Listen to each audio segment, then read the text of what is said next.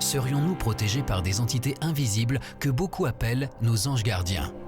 Daniel Delguste ne croyait pas à leur existence, jusqu'à ce matin du mois de mai 2007 où il allait être victime d'un terrible accident de la route.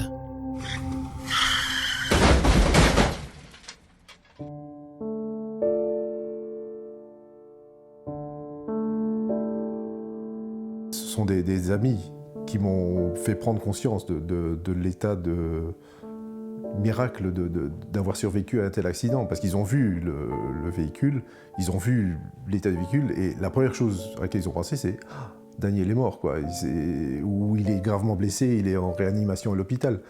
Et quand ils m'ont revu le lendemain avec à peine un bras en écharpe, etc., ils se sont dit mais comment t'as survécu à ça, quoi, c'est pas possible. Au fil des mois, Daniel ne cessa de s'interroger sur ce miracle.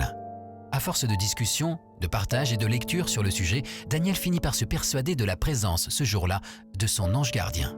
C'est comme s'il y avait une coquille de protection dans le véhicule. Quand on voit les images du véhicule, il n'y a que la place du conducteur qui était intacte. Le reste était détruit.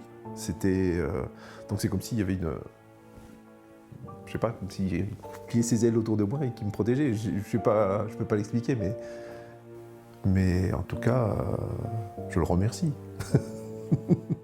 S'il existe de très nombreux témoignages comme celui de Daniel, il paraît cependant impossible de prouver la réalité des anges gardiens.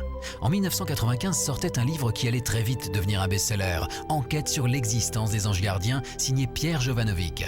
Un journaliste qui, suite à une expérience personnelle et à une enquête rigoureuse, est désormais convaincu de leur existence. L'ange gardien, c'est un esprit qui n'a pas forcément eu d'incarnation terrestre. C'est quelqu'un qui vit dans une autre dimension, mais qui vous suit, hein, c'est-à-dire qui vous suit depuis votre naissance jusqu'à votre mort, qui vous récupère à votre mort, qui vous fait passer, on va dire, les différentes étapes.